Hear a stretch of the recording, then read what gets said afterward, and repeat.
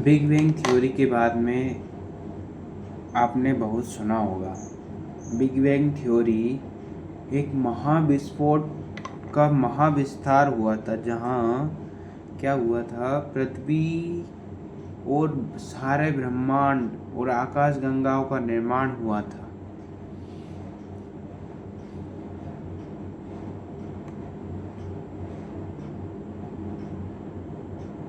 जहाँ पे क्या हुआ, ब्रह्मांड का विस्तार हुआ, फैला और तापमान गिरा, तापमान कमी आई।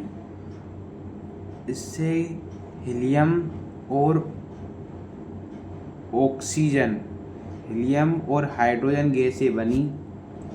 ये गैसें गुरुत्वाकर्षण के कारण संघनीभूत हुई। संघनीभूत यानी सिकुड़ गई। संघनीभूत मतलब इकट्ठा। और वर्तमान जो आज आकाशगंगा का गठन हुआ है, मिल्की वे नामक आकाशगंगा के सौर मंडल में पृथ्वी की रचना 4.5 मिलियन यानी 450 करोड़ वर्ष पूर्व माना है। सबसे पहले जब पृथ्वी थी, वहाँ पर वायुमंडल नहीं पाया जाता था। जैसे जल हो गया, वाष्प हो गया, कार्बन डाइऑक्साइड हो गया, अमोनिया धरातल को ढकने वाले गलित पदार्थों से निर्मित हुई। सूर्य से आने वाली पराबैंगनी किरणें H2O2 विखंडित हुई और हल्की H2 मुक्त हुई। ऑक्सीजन आया, ऑक्सीजन ने अमोनिया बनाया, मीथेन बनाया, मीथेन को मिलाकर पानी बनाया, कार्बन डाइऑक्साइड बनाया और अन्य गैसें आदि की रचना करी। ये ही मिल्की वे सिद्धांत कहता है। अब इसके बारे में आगे चर्चा करते हैं।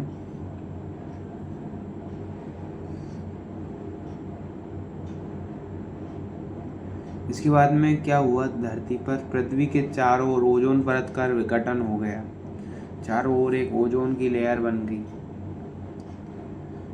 जब ठंडा हुआ जल वाष्प पहले बहुत तापमान था, तो जल वाष्प ठंडा हुआ, जैसे बादल है, बादल ठंडे होने के बाद में बरसात के रूप में बदलने लगे बरसी और गहरे स्थान पर, जिससे महासागरों की रचना भी हुई। पृथ्वी की उत्पत्ति के लगभग 50 करोड़, जब पृथ्वी का जन्म हुआ था, उसमें 50 करोड़ वर्ष बाद, अर्थात लगभग 400 करोड़ वर्ष पहले जीवन प्रकट हुआ।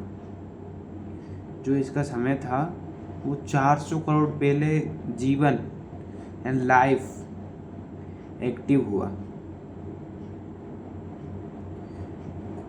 कई लोग ये प्रश्न पूछते हैं कि जीवन अंतरिक्ष से आया था।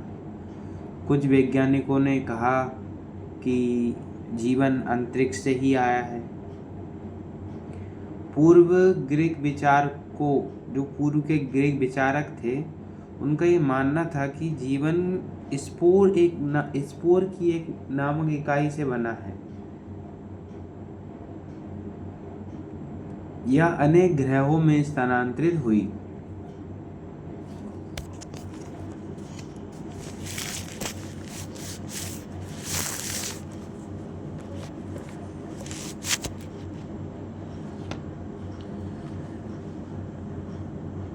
पृथ्वी जिनमें एक थी। कुछ खगोल वैज्ञानिक कहते हैं कि पैनस्पर्मिया सर्व बीजाणु को अभी भी अपना मन पसंदीदा सिद्धांत मानते हैं। कुछ कहते हैं कि कीचड़ से जन्म हुआ है, कुछ कहते हैं कि स्वतः जनन हुआ है, अपने आप हुआ है। लुईस पास्चर ने एक प्रयोग किया था, उसमें उन्होंने ये बताया कि जीवन पहले से ही विद्यमान जीवन से ही निकला हुआ है। पहले से जीवाणु किए गए फ्लास्क में मृत ईस्ट से जीव पैदा नहीं पैदा होते हैं, जबकि दूसरे खुले फ्लास्क में मृत ईस्ट को रखने के कुछ समय बाद नए जीव आ जाते हैं। इस प्रकार से उन्होंने बोला कि स्वतः जनन सिद्धांत को एक बार सदा के लिए खारिज कर दिया गया। इसके बाद में RH, इसके बाद में आया